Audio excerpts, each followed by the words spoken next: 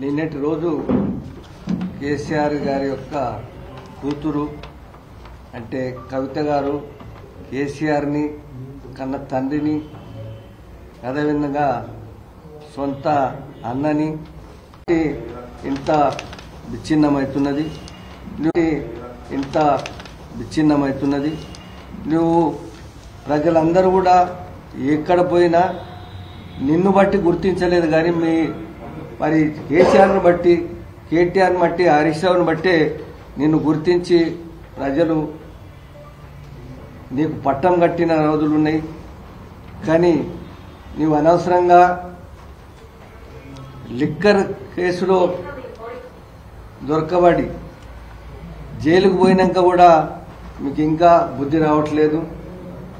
నీవు వాళ్ళిద్దరికీ వాళ్ళ ముగ్గురికే కాకుండా ఈ పార్టీకి పట్టినటువంటి శని నువ్వు ఏదైతే నీవు చేస్తున్న ఎంపీగా గెలవడం అది నీవు నీ చేతులార బోడగొట్టుకున్నావు. ఎవరిని కూడా మరి ఇంచుమించు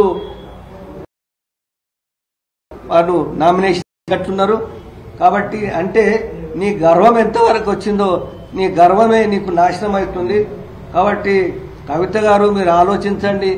నీ వ్యాపారాల కోసం కానీ దీనికోసం కానీ నువ్వు ఎవరితోని మరి ఎటువంటి మరి సంబంధంలో తెలియదు కానీ నేను ఎవరు ఇట్లా ప్రొవోక్ చేస్తున్నారో తెలియదు కానీ మీరు దయచేసి మీరు ఎటువంటి కన్న తండ్రి మీద తల్లిదండ్రి మీద వాళ్ళ కన్నీటు మంచిది కాదు.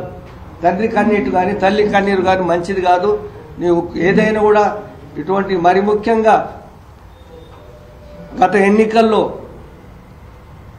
గౌరవనీయులు మాజీ మంత్రివర్యులు హరీష్ రావు గారు తన మీద ఈ జిల్లాను మొత్తం తన మీద వేసుకొని భుజం మీద పెట్టుకొని 7 మందిని గెలిపించడం ఇదే మరి ఇతర ప్రాంతంలో 7 మంది ఎక్కడ ఏ జిల్లాలో కూడా గెలవలేదు. ఇది వారు చేసిన యొక్క గొప్పతనం.